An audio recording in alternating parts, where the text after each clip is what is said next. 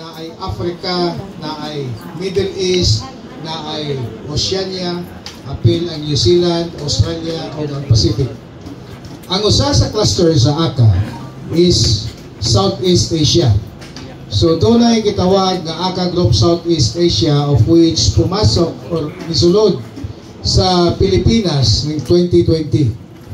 Ang amo tumong pagsulod sa Pilipinas, ang pagsulod sa usa ka transaksyon sa government ni President Duterte under PPP.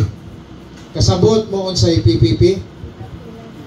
Ang PPP, Public-Private Partnership. Dunay mga proyekto ang national government sama sa mga dagkong tulay, dagkong infrastructure, kanang mga planta sa nuclear power plants nga dili kaya i-finance sa budget sa national government. So, ang ila gibuhat nila ang 9178 nga isa ka presidential, isa ka Republic Act nga Republic Act 778 na create sa gitawag nga PPP, Public-Private Partnership. Ug dunay proyekto nga dili kaya sa gobyerno, ila i-offer sa usa ka foreign or other private group nga maoy mo design, maoy mo construct, maoy mo operate, hantod mabalik ang kapital, apil ang ginansya. So ihatag nila on the first scheme, ihatag nila sa 25 years nga i-operate.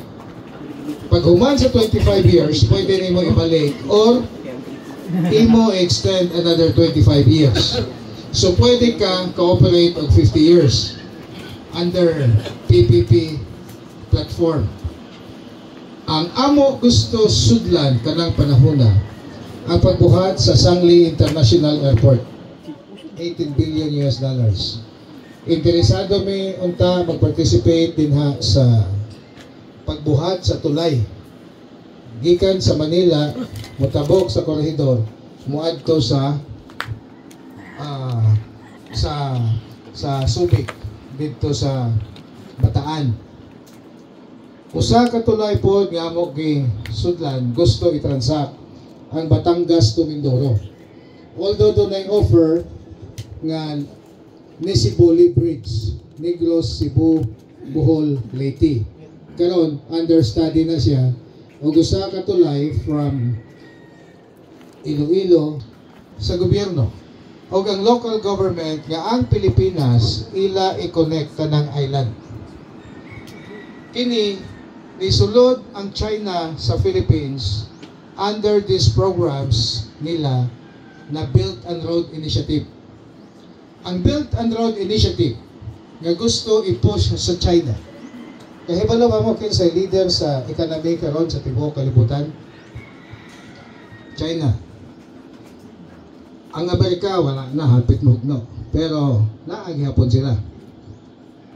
Ang Belt and Road Initiative maoy gusto ibalik sa China nga ibalik nila ang gitawag nga Ancient Silk Road. Kining Ancient Silk Road, wala pa ang Amerika. Naana ni siya nga ruta from Europe to the Middle East, to India, to China, to the Philippines. Pag-abot sa Tawi-Tawi, musaka na siya, Pangasinan. Mo-cross sa China, then mubalik sa Europe. Mauna ang usa ka economic line, wala pa mahuman or wala pa na develop